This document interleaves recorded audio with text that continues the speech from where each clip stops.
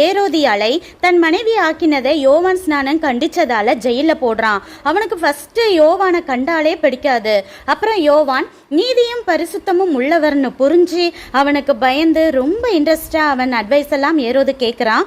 ஏரோதோட birthday அன்னைக்கு ஏரோதியாள் மகள் dance ஆட அதை ரசித்த ஏரோது என்ன வேணும்னு கேட்க அவள் அம்மா தூண்டியபடியே யோவானின் தலையை கேட்கிறாள்.